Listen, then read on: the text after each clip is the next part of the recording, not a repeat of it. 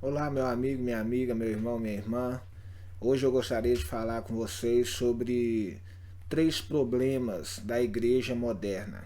Três problemas que a igreja moderna enfrenta e que tem destruído muitas igrejas, tem acabado com a fé de muitas pessoas e são problemas que nós, como cristãos, devemos enfrentá-los e devemos corrigi-los para que nós possamos voltar à origem, voltar à palavra de Deus.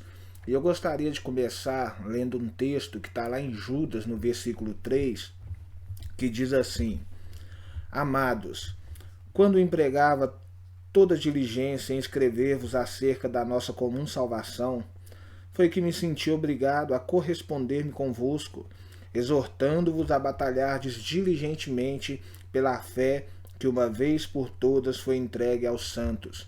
Esse Judas que escreveu essa carta não é Judas Iscariotes, não é Judas o apóstolo, ele é Judas, o meio-irmão de Jesus. E Judas vai dizer que a intenção dele, ele se esforçou diligentemente para escrever sobre a comum salvação. Ele estava se empenhando em escrever uma carta para falar sobre a salvação comum daqueles irmãos. Mas ele teve uma urgência, ele teve uma necessidade. Que necessidade é essa?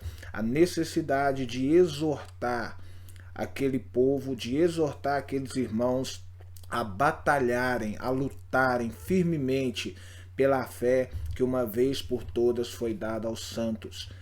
Essa fé que Judas fala não é o ato de crer, essa fé é aquilo que você está crendo, é o conjunto de doutrinas que nós devemos crer e que nos foi entregue no Velho Testamento e o Novo Testamento, e que esse conjunto que nos foi entregue nós devemos batalharmos, nós devemos lutar por ele. Por quê? Para que ele não seja pervertido, para que ele não seja adulterado. A urgência de Judas é porque falsos mestres e falsos profetas estavam se infiltrando nas igrejas, estavam torcendo a palavra de Deus. Então Judas ele começa dizendo que nós devemos batalhar pela fé, pelo esse conjunto de doutrinas que nós recebemos na palavra de Deus e que nós não podemos abrir mão. E nós vamos ver que todo desvio na igreja é um desvio doutrinário, é um desvio teológico.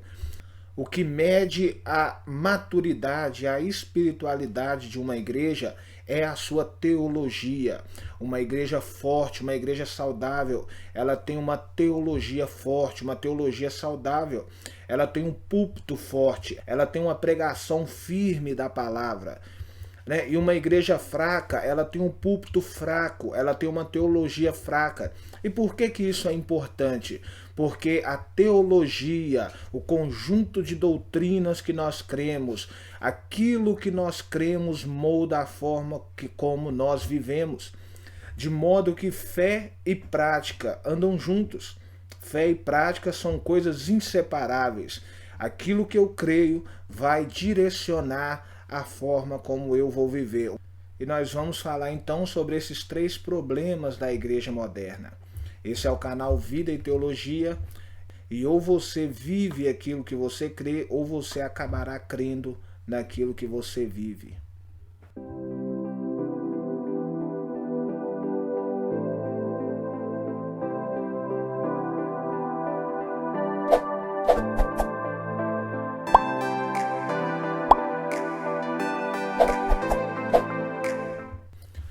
O primeiro problema que a igreja moderna enfrenta é o mundanismo. Nos dias de hoje, não é o mundo que olha para a igreja e quer ser como a igreja. Nos dias de hoje, é a igreja que procura cada vez mais ser como o mundo. O mundanismo ele entrou dentro das nossas igrejas, ele destruiu os púlpitos, ele destruiu os altares, ele destruiu a comunhão com Deus. Então, por causa do mundanismo, a igreja cada vez mais se parece com o mundo e cada vez mais quer se parecer com o mundo. Então é muito comum nos dias de hoje você entrar numa igreja e você participar de um baile gospel, e você participar ali noitada gospel.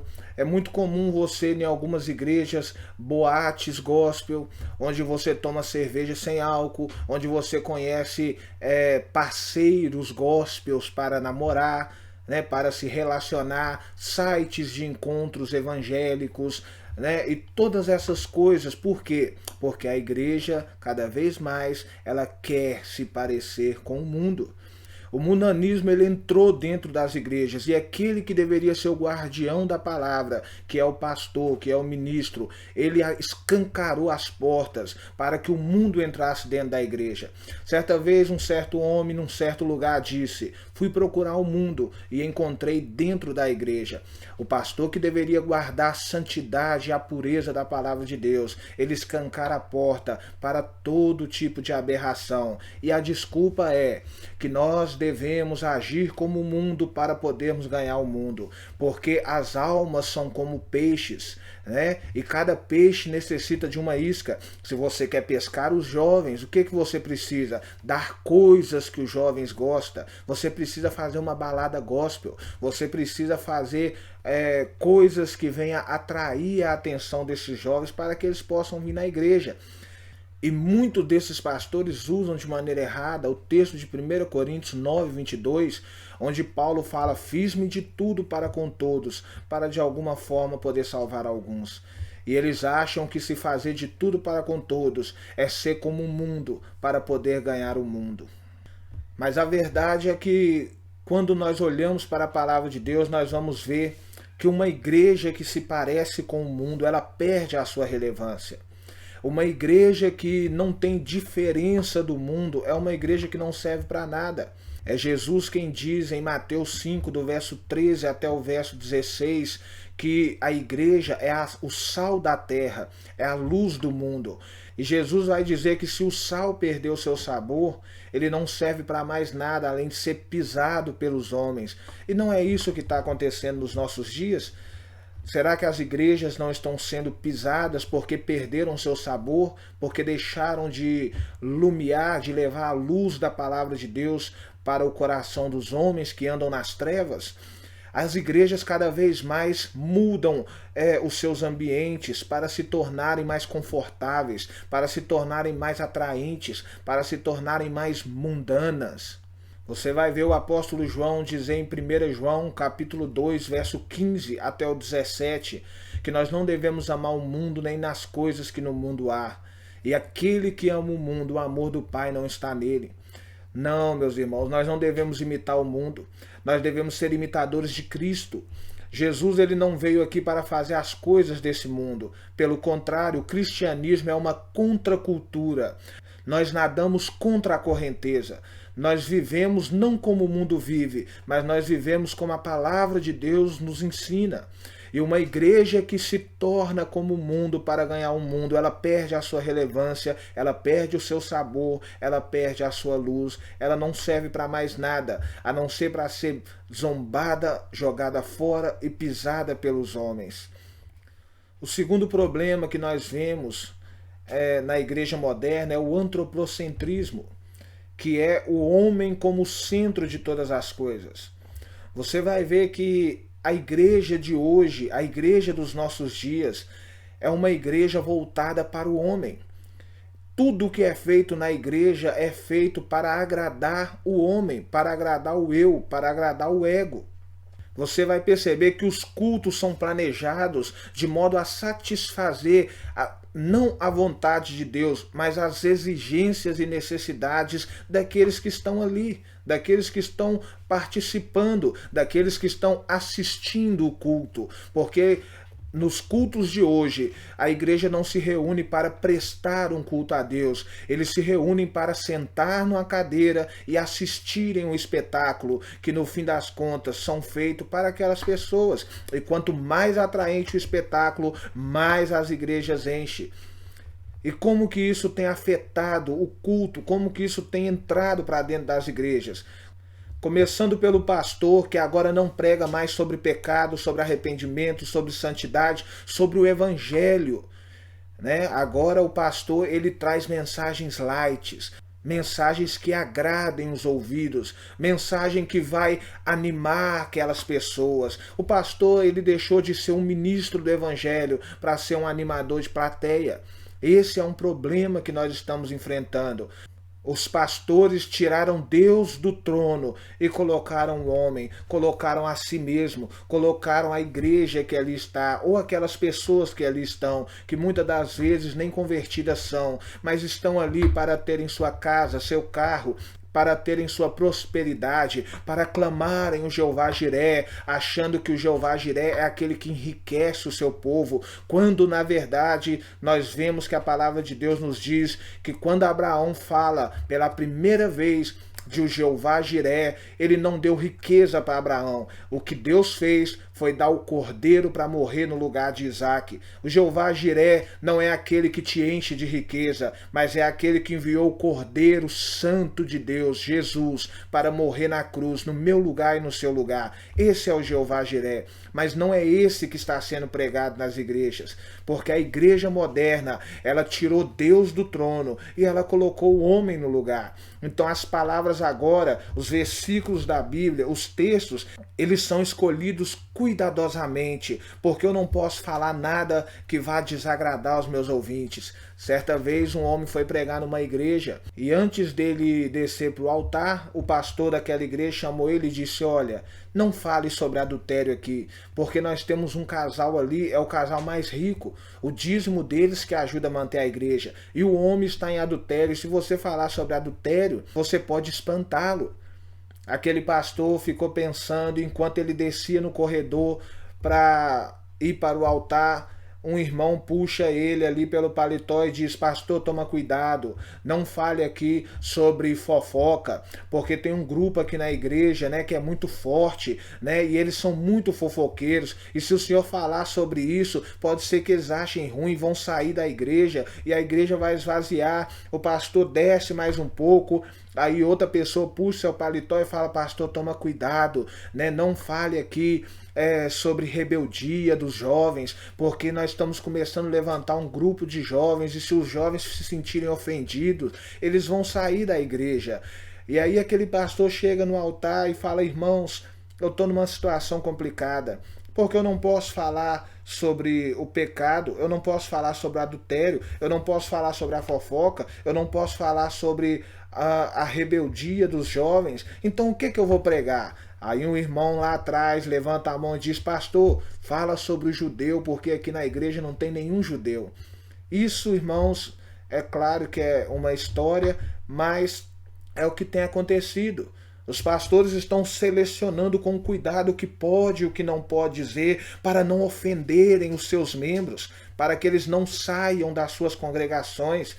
E o que ele tem? Ele tem uma igreja cheia de pessoas vazias, cheia de pessoas que não conhecem a Deus, cheia de pessoas que estão ali para suprirem seus próprios interesses e as suas próprias necessidades. Nós vamos ver que o antropocentrismo entrou dentro das igrejas e está matando o evangelho, está matando a fé. Isso tem afetado os cultos. Um exemplo disso é os cultos de jovens, que não existiam tempos atrás e passou a existir. Por quê? Porque a igreja tem um falso entendimento de que ela tem que dar para as pessoas aquilo que elas querem. Então, quantas vezes você ouve os líderes da igreja dizerem: olha, se no sábado à noite nós não fizermos nada para atrair os jovens, o mundo vai atraí-los. Então vamos fazer aqui uma balada, vamos fazer aqui uma noite gospel, vamos trazer aqui um cantor de rap, vamos trazer aqui alguma coisa para entreter esses jovens, para que eles não saiam, para que eles não vão para o mundo. E agora o culto, ele é todo planejado para suprir as exigências e as necessidades do homem. O culto, ele não é planejado em oração, ele não é planejado na palavra de Deus, ele é planejado para suprir os caprichos das pessoas que ali estão. Você vai ver isso influenciar também nos louvores. Quais são os louvores que são cantados na igreja? São louvores que falam não ao coração de Deus, mas são louvores que falam ao coração do homem. São louvores que enchem o seu ego. São louvores que te colocam para cima, louvores que te fazem sentir bem. Então, quando você vai numa igreja e você canta Agnus Dei, e você canta Aleluia, Santo é o Senhor Deus poderoso, essas coisas não atraem, essas coisas não agradam. Mas quando você vai numa igreja e diz, eu tenho a marca da promessa, restitui, eu quero de volta o que é meu, 7 vezes mais. É isso que as pessoas querem. É isso que elas estão buscando. Ali elas choram, ali elas sentem, entre aspas, a presença de Deus. O que na verdade elas estão sentindo é o seu ego inflando cada vez mais. Porque o homem passou a ser o centro do culto. Desde quando você começa o culto até quando você termina. Desde palavras que são voltadas para satisfazer o ego das pessoas. Deixaram de lado o pecado, o arrependimento, deixaram de lado a santidade, deixaram de lado o verdadeiro evangelho do nosso Senhor. Desde hinos que não glorificam a Deus, mas que exaltam e engrandecem o homem. Você vai vencer, você é grande, você é poderoso. Até mesmo os testemunhos que são levados ali na igreja. Como é comum nos nossos dias você ver as pessoas subirem e dizerem, olha, eu quero dar um testemunho de Jesus.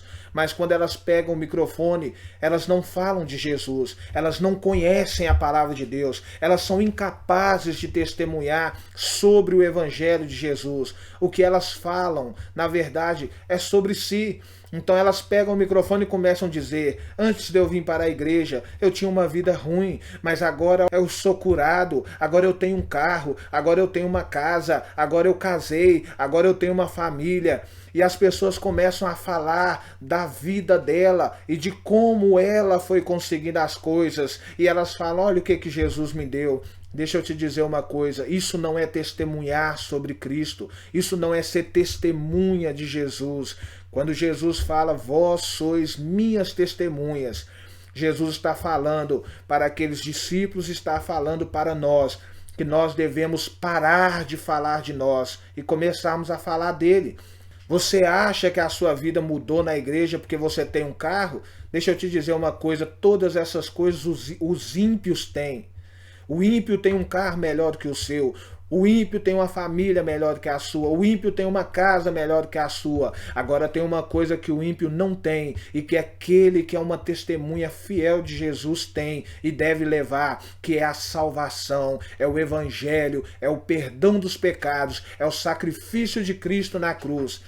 Nós vemos Pedro, assim que Jesus ressuscita e o Espírito Santo desce sobre os apóstolos no dia de Pentecostes, eles começam a falar em línguas.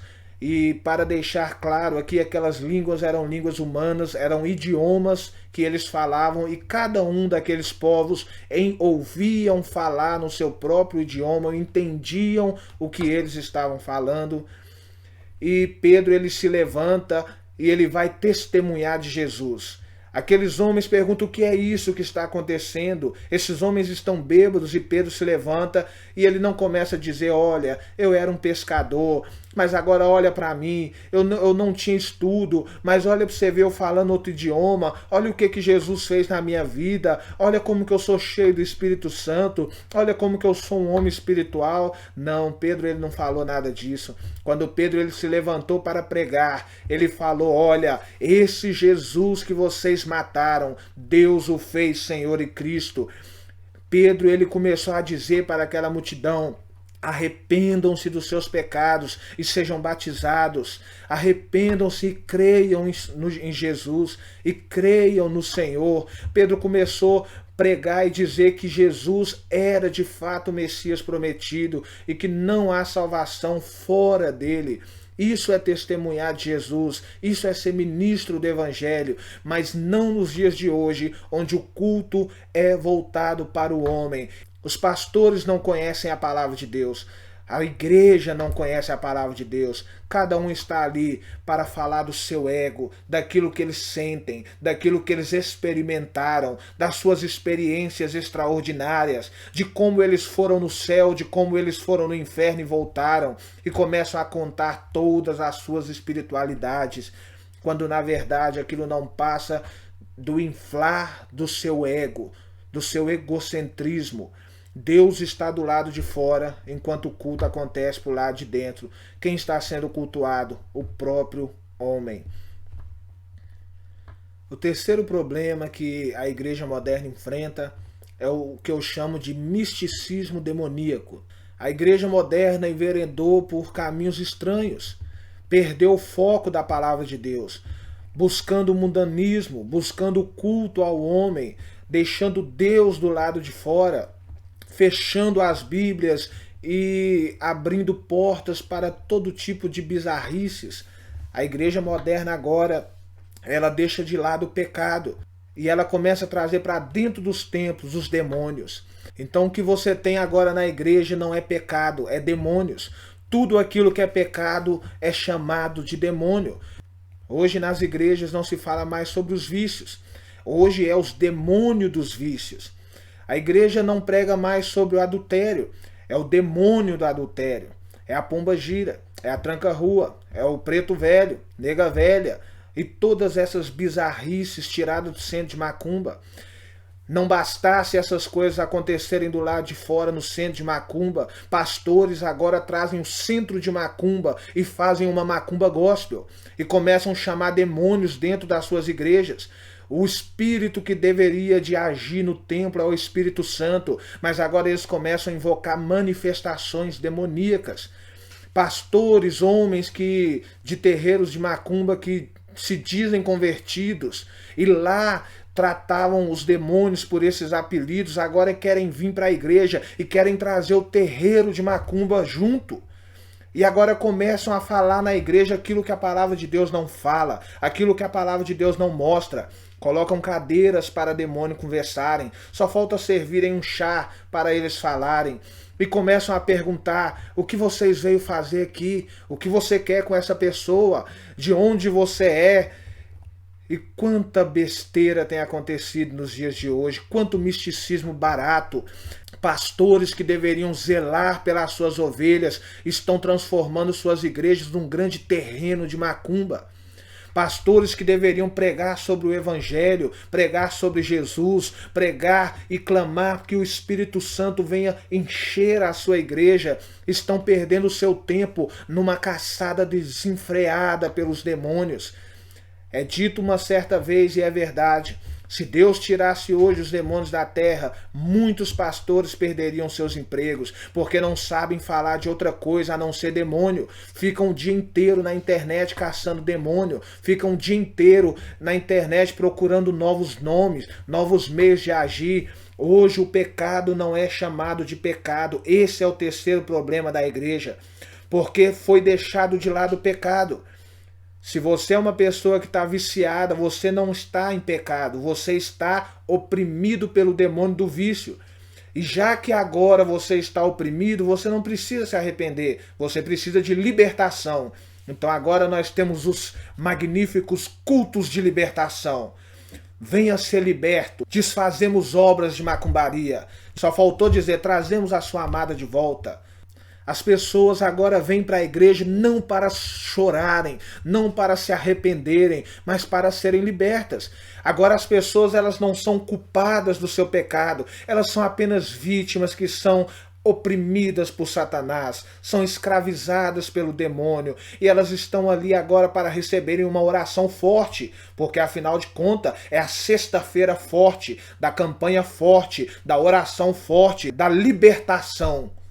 E esses pastores se esquecem que nós somos libertos pelo poder do Evangelho, pela palavra de Deus. Conhecereis a verdade e a verdade vos libertará. Todo culto onde a Bíblia é pregada, onde Deus é o centro, ali é um culto de libertação, porque o Senhor está agindo, convencendo os homens dos seus pecados, trazendo luz sobre as trevas, trazendo salvação. Mas não é isso que está acontecendo. Não se fala mais de pecado. Os demônios tomaram lugares do pecado. Hoje existe demônio para tudo que você possa imaginar. É demônio da depressão, é demônio do vício, demônio do álcool, demônio da mentira, demônio do engano. O marido agride a esposa, é o demônio da violência. A esposa trai o marido, é o demônio da prostituição, o demônio do adultério. Um homem mata o outro, é o demônio do homicídio. De modo que ninguém mais é culpado de nada. Todos são vítimas que precisam ser libertos. Isso é um falso evangelho. Isso é o terceiro problema que a igreja moderna enfrenta. Eu poderia listar aqui vários outros problemas, mas eu quis focar apenas nesses três. E eu quero terminar dizendo que nós devemos ficar atentos. Judas, ele nos exorta a batalharmos pela fé, pelo conjunto de doutrinas que nos foi entregues de uma vez por todas. Nós não podemos aceitar que essas bizarrices entrem para dentro das igrejas. Pastores que deveriam zelar e proteger os seus rebanhos estão abrindo, estão escancarando as portas para o mundanismo. Tiraram Deus do centro e colocaram o homem no centro do culto. Estão transformando a igreja num grande centro de macumba. E qual é a solução para a igreja moderna? A solução é o arrependimento. A solução é voltarmos para a palavra de Deus. Eu quero encerrar lendo o texto lá de Apocalipse, capítulo 2, no versículo 5, que diz assim: lembra-te, pois, onde caístes, arrependa-te, volte à prática das primeiras obras. Lembra-te, pois, aonde caístes, arrependa-te dos teus pecados e volte à prática das primeiras obras. Volte para a palavra de Deus. Tire o homem do centro, coloque Deus novamente. Pastores, não tenham medo de pregar a verdade do Evangelho de Deus. Não tenham medo de pregar a santidade. Não tenham medo de pregar sobre o pecado. Não tenham medo de pregar sobre a salvação pela fé em Cristo somente. Não perca seu tempo nos púlpitos falando de demônios ou caçando esse ou aquele demônio. Gaste o seu tempo pregando a boa e santa palavra de Deus. Só assim nós poderemos ter uma igreja forte. Só assim nós poderemos ter uma igreja que seja relevante para o mundo, que faça a diferença. Arrependa-te. Lembra-te onde caiu. Lembra onde você deixou as coisas de Deus e começou a preocupar apenas com encher os bancos da sua igreja e começou a fazer tudo para agradar os homens. Lembra-te, arrependa-te, volte ao primeiro amor. Essa é a palavra de Deus para nós. E que Deus abençoe sua vida e até a próxima.